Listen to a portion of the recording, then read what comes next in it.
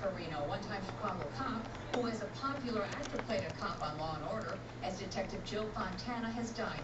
The Chicago Police Department remembers him well. Farina was a city detective before he found his way into the acting profession as he neared his 40s. He did this department proud. I believe he had 18 years in the department before he went on to Hollywood. And he never forgot where he came from. He looked Hollywood because he looked like he always had the tan and he had the silver maiden hair and that ever-present mustache, but he always sounded Chicago. Farina died this morning at a Scottsdale, Arizona hospital after suffering a blood clot in his lung. For 3 decades, the charming, handsome, silver gray-haired character actor played a number of tough roles. Have you spoken with Mr. Palmer since your husband blew up? Farina was Chicago on a soundstage, at exotic locations around the world, or at the corner tap.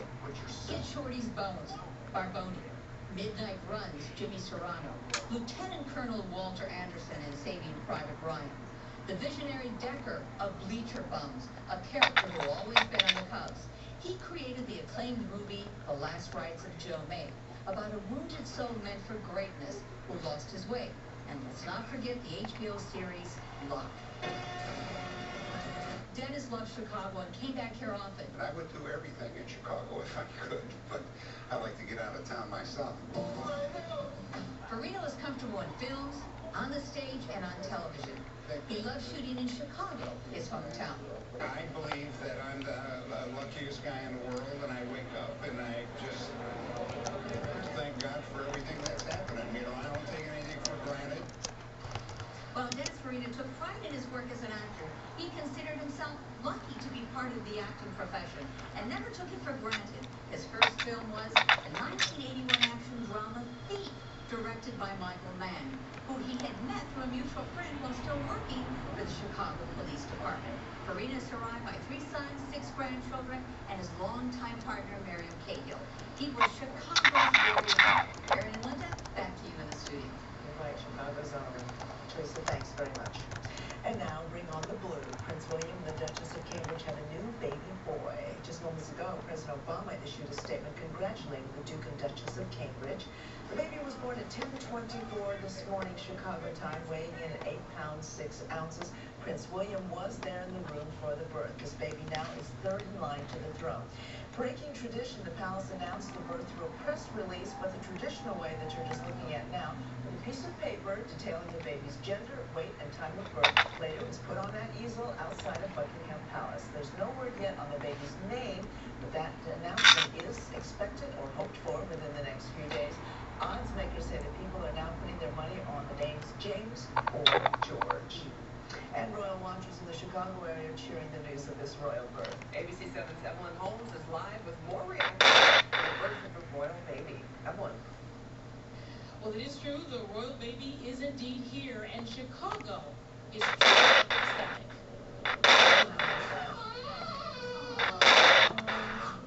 This Chicago baby has something in common with Britain's newest prince. Delivered at Northwestern's Prentice Hospital, Olivia Hart-Janke was born on the same day as the royal baby. Well, it's kind of, I guess, pretty interesting because they haven't had a new baby in England in a really long time. The boy, weighing 8 pounds and 6 ounces, was born in London at 10:24 Chicago time. He's the 3rd in line to the throne behind his father and grandfather, Prince Charles. The birth of the new heir to the throne has been breathlessly anticipated since William and Kate got married. And the monarchy is a very important thing for Britain. It's important in symbolic terms. It's also important for business and for tourism and people enjoy it. It's a unifying force in a multiracial, multicultural society. The royal baby's name is not yet released, and it could be some time before the baby's name is made public. But most already have an opinion about the child's name and what it ought to be. Gawa sila. Ubos. Ay. Maybe something traditional. Well, it could be a while before we actually know the child's name. Meanwhile, many around Chicagoland are celebrating, including those of the British American Business Council. They are already having cocktails and tea to celebrate the newest member of the royal family. Reporting live from Wabash here, Evelyn Holmes, ABC 7 News. Karen, back to you. Okay, thank you, Evelyn.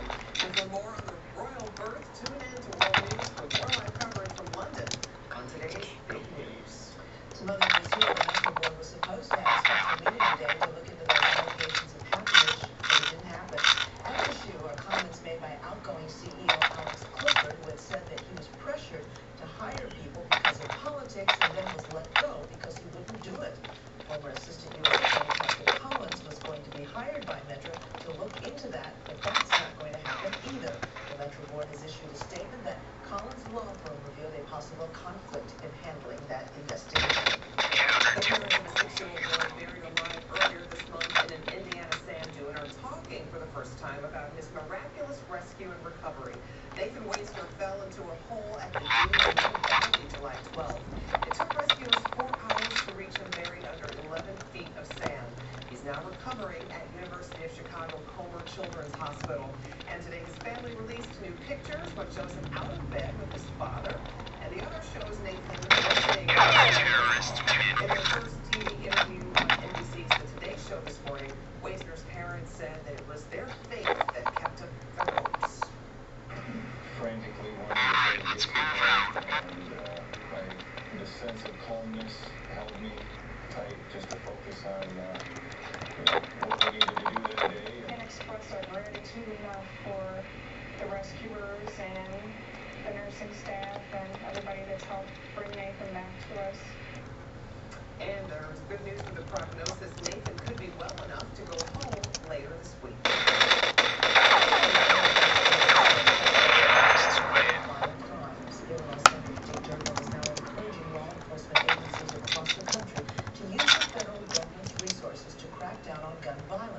ABC 7's Paul Mike explains how it works. Look at these firemen that just recovered recently.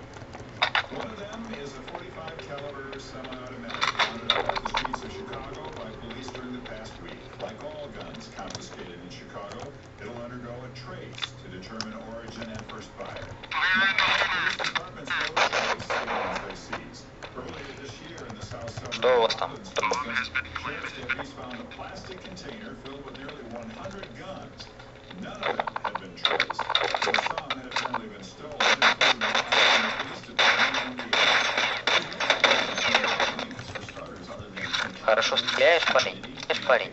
Один.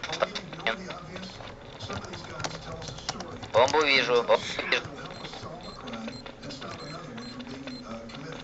tracing guns used in crimes can provide the window to gun terrorists spying are there patterns that could help law enforcement stem the flow. Senator Durbin is sponsoring legislation that would encourage police departments to initiate traces of crimes in guns. Some departments, even sizable ones like Cicero, have not made a practice of doing that, though Cicero's mayor says that may change. Durbin says it most certainly should. Joel, he says it's time for the next step. If we don't do this, there's no excuse. And it's free to the law enforcement agencies that are willing to take part. It's working okay, but not good enough. So we're going to push it. Terrorists win. There are roughly 800 law enforcement agencies in Illinois, slightly less than half make a practice of routinely tracing crime guns. Many of those departments are small, don't have a great deal of time, or they're lean on manpower, or they've just been in the habit of not tracing. Durbin's bill would reward those who do so by making federal grant money more readily available to them. For those who don't, they go back to the bus. Я пока подержу эту точку. Federal Plaza today showed support for undocumented youth who are living in America. Now, recently, 3 undocumented leaders, including one from Chicago, back into Mexico with plans to Иду к империи на помплейсе. the United States today.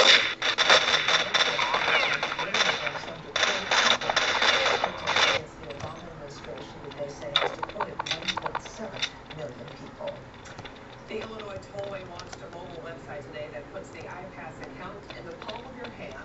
Tollway officials say the new mobile